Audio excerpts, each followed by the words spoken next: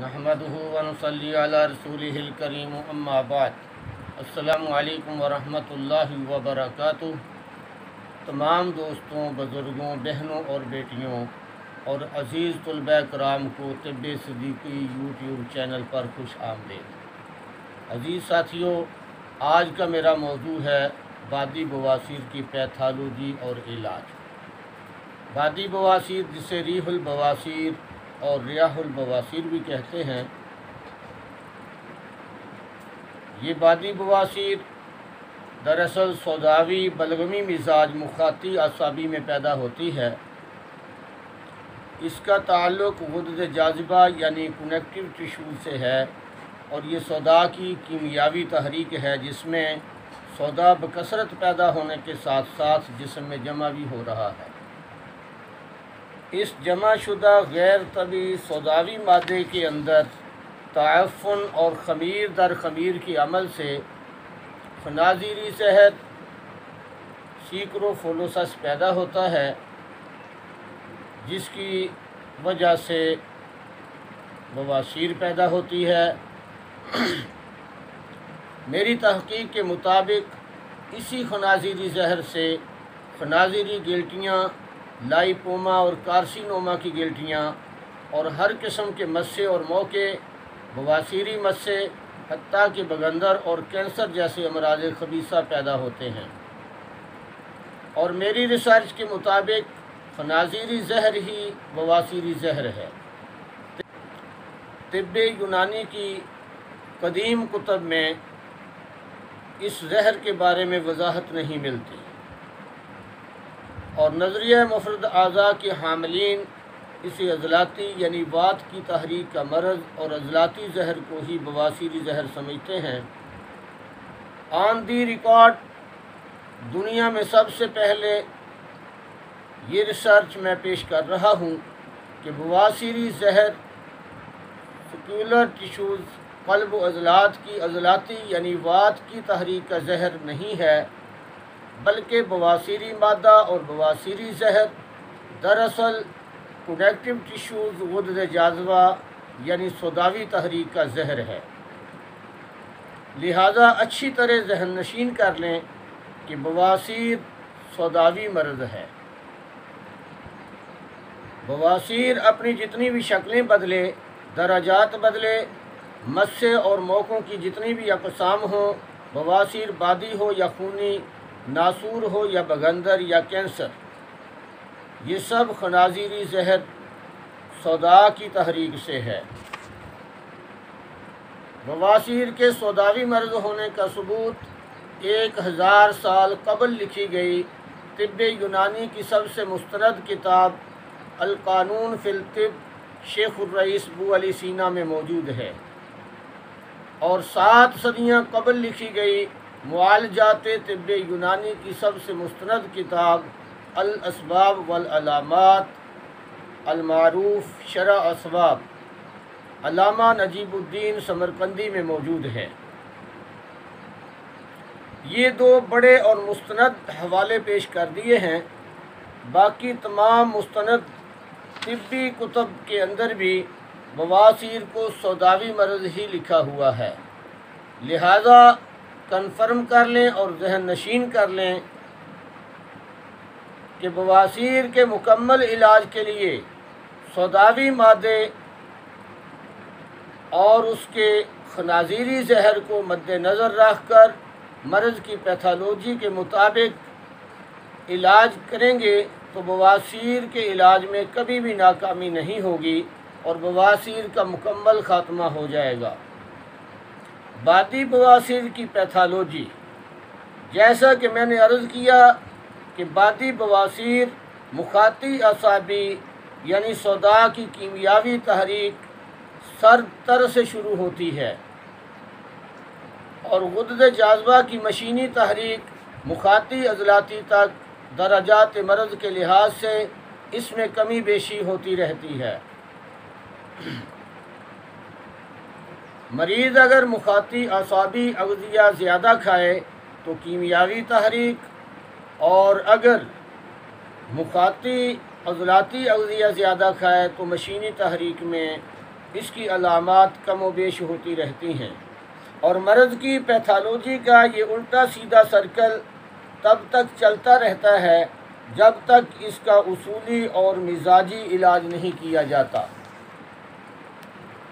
عزیز ساتھیو، اسی قانون کے تحت اصول علاج کا ایک کلیہ دے رہا ہوں کہ محض عضلاتی یعنی خشکی کے مزاج کی ادویہ سے سوداوی مادے اور خنازیری زہر کا کبھی بھی کلا کما نہیں ہو سکتا۔ اسی لیے یہاں علاج بالعمالہ کارگر اور مکمل علاج نہیں ہو سکتا۔ البتہ اگر علاج بالعمالہ کے ساتھ علاج بالضد اختیار کیا جائے تو اکثر کامیابی حاصل ہوتی ہے۔ بواسیر بادی کا اصولی اور مزاجی علاج اور مکمل کامیاب علاج یہ ہے کہ پہلے جگر کی مشینی تحریک کو بحال کیا جائے تاکہ سوداوی مادے کا نضج ہو جائے، اور یہی طریقہ قدیم حکمہ یونان کا تھا کہ وہ پہلے گرم تر اور تر گرم ادویہ سے سودا کی تحریک کو، سودا کے مادے کو نضج دیتے تھے اور اس کے بعد اس کو خارج کرتے تھے۔ بواسیر کا مکمل علاج کرنے کے لیے نبض میں مہارت اور علامات مرض کے مطابق مرض کی پیتھالوجی سمجھنا ضروری ہے۔ عزیز ساتھیو، مرض بواسیر کے مریض کی نبض مخاطی اعصابی سے مخاطی عضلاتی ہوگی۔ مخاطی اعصابی تحریک میں مقام نبض کے لحاظ سے نبض درمیان میں اور قدرے نیچے ملے گی، اور قوام کے لحاظ سے نرم اور غلیظ بھری ہوئی اور سانپ کی طرح بل کھاتی ہوئی ہوگی، اور رفتار کے لحاظ سے سست ہوگی۔ اور مخاطی عضلاتی یعنی سرد خشک مزاج میں نبض مقام کے لحاظ سے درمیان سے قدرے بلند ملے گی، اور قوام کے لحاظ سے موٹی اور نرم سے قدرے سخت ہوگی یعنی قدرے صلب ہوگی، اور بل کھاتی ہوئی ملے گی جو کہ رفتار کے لحاظ سے سست سے قدرے تیز ہوگی۔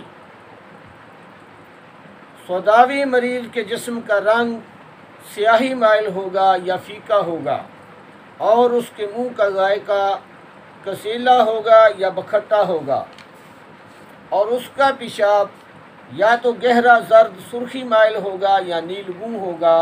البتہ پانی بکثرت استعمال کرنے والے مریض کا پیشاب سفید بھی ہو سکتا ہے۔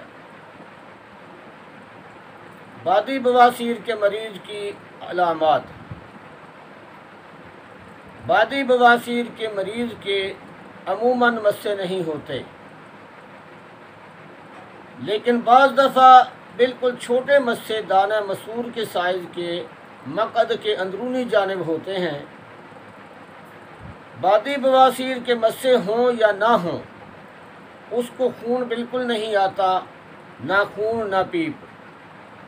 بادی بواسیر کے مریض کے مقعد میں ہلکی ہلکی خارش ہوتی رہتی ہے اور کبھی کبھی درد بھی ہوتا ہے۔ شدید حالت کے اندر ہر وقت بھی خارش ہو سکتی ہے اور درد شدید بھی ہو سکتا ہے، خاص طور پر اجابت کے وقت یہ تکلیف ضرور ہوتی ہے۔ بادی بواسیر کے مریض کی خاص علامت شدید قبض اور شدید گیس ہے، اور شدید قبض اور شدید گیس کی وجہ سے اس کو ہر وقت ایک نئی سے نئی تکلیف کا سامنا کرنا پڑتا ہے، اور بوقت اجابت بھی اس کی قبض کی وجہ سے اس کی تکلیف شدید تر ہوتی ہے۔ یہ خاص قسم کی ریا ہیں جو پیٹ کے علاوہ دیگر اعضائے جسم، کمر، رانے، گردے، اطراف گردہ و ناف، خصیتین اور بعض کے نزدیک قضیب، حتیٰ کہ جوڑوں کے اندر بھی چلی جاتی ہیں، جس سے وجع المفاصل کی سی کیفیت پیدا ہو جاتی ہے۔ یہی ریا دماغ کی طرف نفوذ کرتی ہیں تو اس سے ذہنی ڈپریشن، سٹریس کی سی کیفیت، بے سکونی اور نیند کی خرابی اور خوفناک خواب، سر چکرانا اور دل جمی سے کوئی ذہنی کام نہ کر سکنا اور اپنے آپ کو سحر زدہ اور مجنون خیال کرنا، حتیٰ کہ مالی خولیہ جیسی علامات بھی پائی جاتی ہیں۔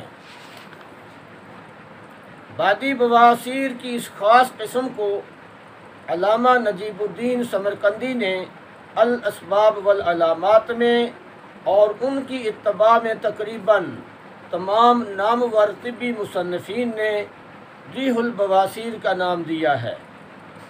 ریح البواسیر کے مریض کی ایک خاص علامت یہ ہے کہ بوقت جماع اس کو لذت خاص حاصل نہیں ہوتی اور لطف خاص حاصل نہیں ہوتا، اور بعض نے لکھا ہے کہ انزال کے وقت مریض کے مقعد کے اندر بھی درد ہوتا ہے اور کبھی زیر ناف یا پیڑوں کے قریب درد ہوتا ہے۔ غلیظ ریا اور غیر طبی متعفن سوداوی مادے کی وجہ سے بادی بواسیر عسر العلاج یعنی مشکل سے علاج پذیر ہونے والے امراض میں داخل ہے۔